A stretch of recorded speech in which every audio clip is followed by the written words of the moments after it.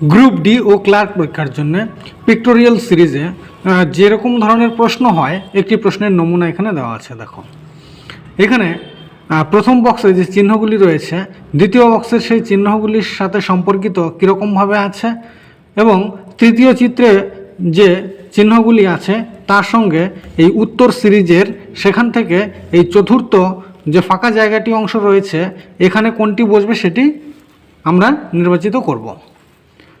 প্রথম চিত্রে দেখা যাচ্ছে যে তীর চিহ্নটি রয়েছে এটি 90 ডিগ্রি বাঁ দিকে ঘড়ির কাঁটার উল্টো দিকে ঘুরে গেছে।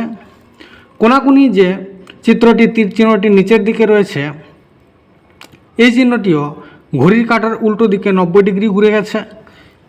এস চিহ্নটি যে রয়েছে এটি কোনাকুনি গিয়ে সেটি 180 ডিগ্রি ঘুরে গেছে।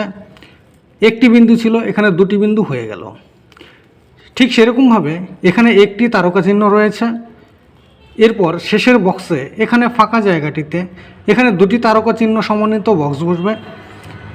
অপশন এ দুটি তারকা চিহ্ন রয়েছে, অপশন সি দুটি তারকা চিহ্ন রয়েছে। এই দুটির মধ্যে যে কোনো একটিকে আমরা কিভাবে সিলেক্ট করব? দেখো ত্রিভুজ চিহ্নটি সেটি উপরের যে চূড়াটি রয়েছে এটি 90 ডিগ্রি ঘুরে যাবে। আমরা দেখতে পাচ্ছি এখানে রয়েছে এটি 90 ডিগ্রি ঘুরে গেছে ঘড়ি কাঁটার উল্টো দিকে, এখানেও ঘুরে গেছে। এরপর কোনাকুনি যে ত্রিভুজটি রয়েছে নিচে চূড়াটি সেটি ঘড়ি কাঁটার উল্টো দিকে 90 ডিগ্রি ঘুরে যাবে।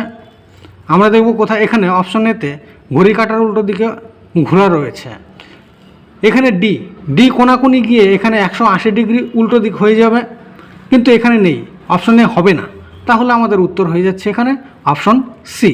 অপশন সি আমাদের এখানে উত্তর।